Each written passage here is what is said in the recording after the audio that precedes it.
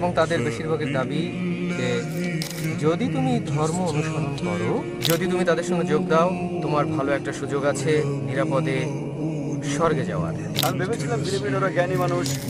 Good evening, আমি Joshua, ফিলিপাইনের নাগরিক। এবং তার আগে আমি জানাতে চাই, শত শত বছর আগে ফিলিপাইনের বেশিরভাগ ছিল মুসলিম এবং স্পেনীয়রে আসার আগে। এখন আমরা বেশিরভাগই খ্রিস্টান, বেশিরভাগ ক্যাথলিক। আমাদের দেশে অনেক অনেক ধর্ম আছে, অনেক অনেক ধাঁচের খ্রিস্টান ধর্ম, এবং তাদের বেশিরভাগের দাবি যে যদি তুমি ধর্ম অনুসরণ করো, যদি তুমি তাদের সঙ্গে যোগ দাও, তোমার ভালো একটা সুযোগ আছে নিরাপদে স্বর্গে যাওয়ার। এবং আমি একজন ক্যাথলিক, যদিও আমি মনে করি ধর্ম কেবল একটি গাইড, সেটা ধর্ম নয় যা আপনাকে বাঁচাতে পারে। আমার ধারণা আপনি নিজেকে রক্ষা করতে পারেন যদি আপনি ভালো কাজ করেন, যে ধর্মই আপনি পালন করুন না কেন। তাই আমার প্রশ্ন, ইসলাম কি এসব ধর্মের মতোই একই রকম দাবি করে একক সত্য ধর্ম হওয়ার, যে যদি আপনি ইসলাম কবুল করেন আপনার একটা ভালো সুযোগ আছে স্বর্গে যাওয়ার? এটা হচ্ছে আমার প্রথম প্রশ্ন। এবং দ্বিতীয়টি হচ্ছে, আমি মূলত জানতে চাই আসলে জিহাদ কি। কারণ আমি টেলিভিশনে অনেক দেখেছি কিছু কিছু ব্যক্তি জিহাদ করে বেশ ক্ষতিকর পন্থায়। তাহলে আসলে ইসলামে জিহাদ মানে কি, এবং এ ব্যাপারে আপনার সুস্পষ্ট মত কি? ভাই দুটো প্রশ্ন করেছেন। প্রথম প্রশ্নে তিনি বলেছেন তিনি বিশ্বাস করেন যে ধর্ম একটি গাইড। তিনি বিশ্বাস করেন না যে সবকিছু সত্য যা তাকে স্বর্গে নিয়ে যেতে পারে। তিনি জানতে চাইছেন ইসলামের অবস্থানটা কি এবং ইসলাম কি তাকে জান্নাতে নিয়ে যেতে পারে এবং কোরআন কি। আর দ্বিতীয় প্রশ্ন হচ্ছে জিহাদের মানেটা আসলে কি। প্রথম প্রশ্নের জবাবে বলছি, যদি আপনি বিশ্বাস করেন বাইবেল একটা গাইড, যদি ধরা হয় আপনি কোথাও পরীক্ষা দিচ্ছেন, হতে পারে ব্যাচেলার্স ডিগ্রি, অনেক সময় প্রতিটি বিষয়ের একটি করে গাইড থাকে। আপনি কি সেই গাইড অনুসরণ করবেন যা পুরনো এডিশনের, নাকি সেই গাইড যা সর্বশেষ এডিশনের? ভাই কোন গাইড আপনি অনুসরণ করবেন, পুরনো না নতুনটা? আমি উভয়টি অনুসরণ করব। উভয়? তাহলে আগে বিজ্ঞান বলতো চাঁদের আলো তার নিজস্ব আলো, আর বিজ্ঞান বলছে চাঁদের আলো প্রতিফলিত আলো। কোনটি বিশ্বাস করবেন আপনি, পুরনো না নতুনটা?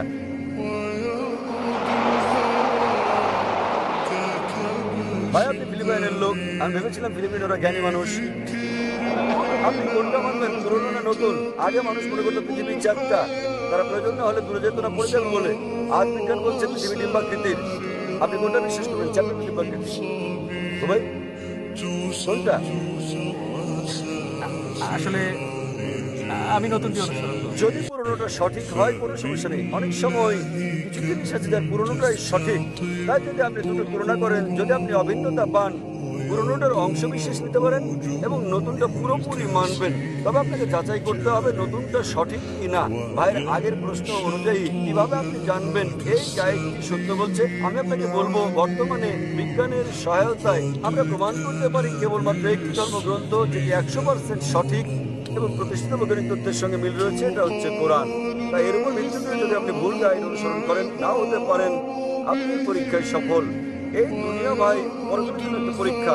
আল্লাহ কোরআনে বলেছেন সূরা মুলক অধ্যায় নম্বর 67 আয়াত নম্বর 2, আল্লাযী খালাকাল মাউতা ওয়াল হায়াতা, তিনি আল্লাহ যিনি সৃষ্টি করেছেন জীবন ও মৃত্যু পরীক্ষার জন্য তোমাদের মধ্যে কে উত্তম। তাহলে যখন আপনি পরীক্ষায় অবতীর্ণ হন, আপনাকে অবশ্যই সঠিক গাইড করতে হবে। আর সর্বশেষ চূড়ান্ত গাইড মানুষের জন্য হচ্ছে মহিমান্বিত কোরআন। এরপর আর কোনো গাইড আসবে না, আর কোনো পয়গম্বর আসবেন না। তাহলে এটি হচ্ছে একমাত্র গ্রন্থ যা আপনাকে মুক্তির পথে নিয়ে যাবে, স্বর্গে নিয়ে যাবে, আপনাকে জান্নাতে নিয়ে যাবে। আমরা দ্বিতীয় প্রশ্নের উত্তরে বলছি, জিহাদ শব্দটির মানে কি? এই শব্দটিকে বেশিরভাগ ক্ষেত্রে ভুল বোঝা হয়। ইসলামে জিহাদ এটিকে কেবল অমুসলিমরাই ভুল বোঝে না, এমনকি মুসলিমরাও ভুল বুঝে থাকে। বেশিরভাগ মুসলিমরা ভাবেন যে কোনো যুদ্ধ যাতে মুসলিমরা লড়াই করে যে কোনো কারণে, তা হোক এটা অর্থের জন্য, হোক সম্পদের জন্য, ব্যক্তিগত স্বার্থের জন্য, তা হোক সুনামের জন্য বা জমির জন্য, একে বলা হয় জিহাদ। জিহাদ মানে এই নয় যে কোনো যুদ্ধ যাতে মুসলিমরা লড়াই করে, তাতে হোক তার সম্পদের জন্য, জমির জন্য, সুনামের জন্য। জিহাদ আরবি শব্দ জাহাদা থেকে এসেছে, যার মানে হচ্ছে চেষ্টা করা, যার মানে সংগ্রাম করা। ইসলামের প্রেক্ষাপটে জিহাদ মানে চেষ্টা ও সংগ্রাম করা নিজের অসৎ প্রবৃত্তির বিরুদ্ধে। জিহাদ মানে চেষ্টা ও সংগ্রাম করা সমাজের উন্নয়নের জন্য।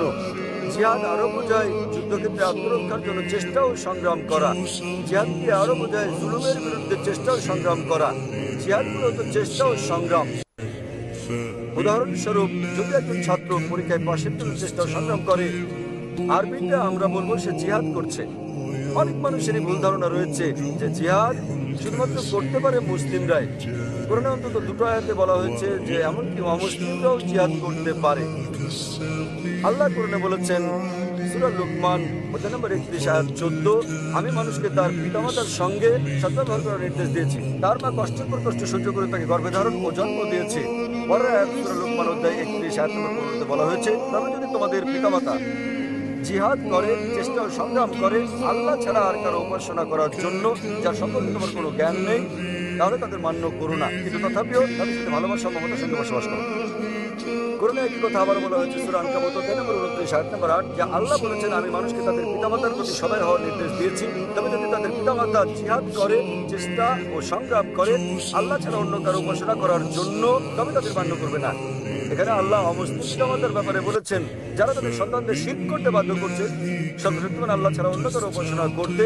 তাই এখানে আল্লাহ বলেছেন অমুসলিম পিতামাতারা জিহাদ করছে, তবে এই জিহাদ ফিসাবিলিস শয়তান।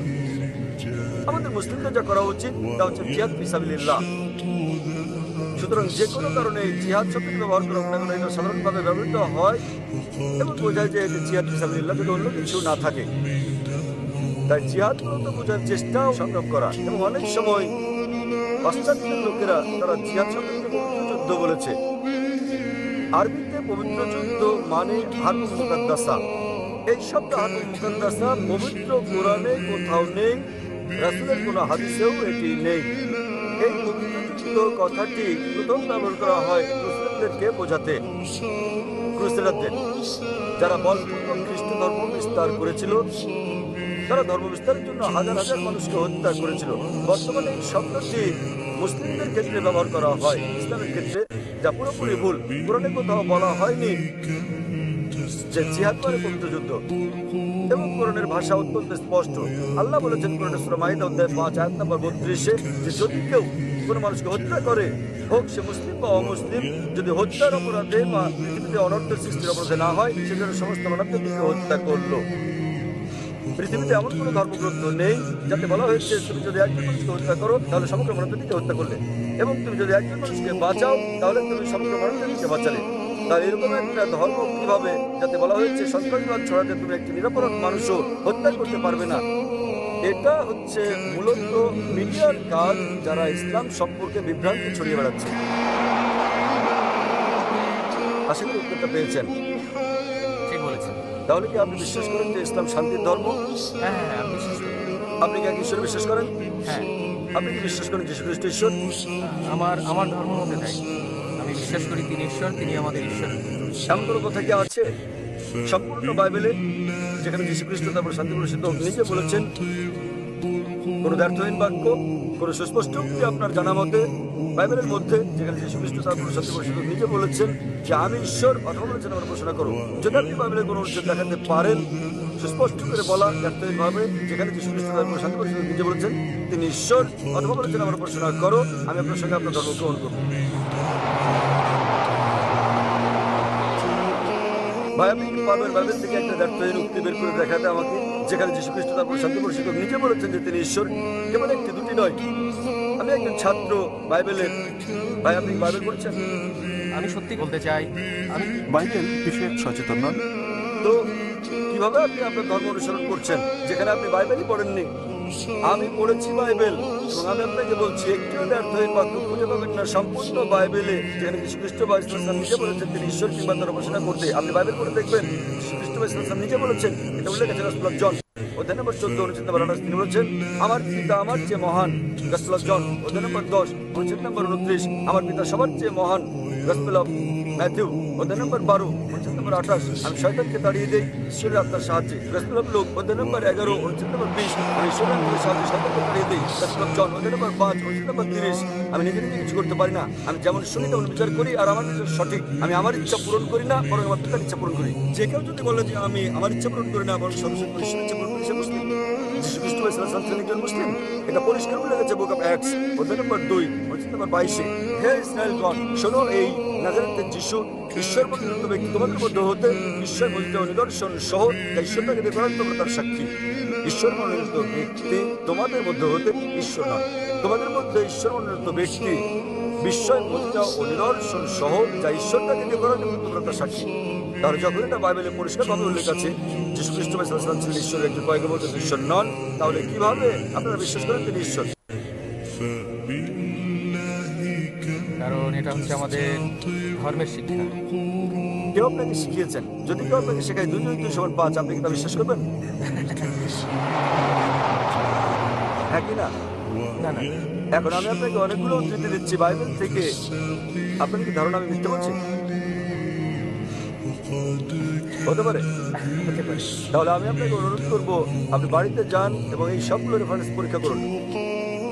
গসপেল অফ জন অধ্যায় 14 অনুচ্ছেদ নম্বর 28, গসপেল অফ জন অধ্যায় 10 অনুচ্ছেদ নম্বর 29, গসপেল অফ ম্যাথিউ অধ্যায় 12 অনুচ্ছেদ 28, গসপেল অফ লুক অধ্যায় 11 অনুচ্ছেদ 20, গসপেল অফ জন অধ্যায় 5 অনুচ্ছেদ 30।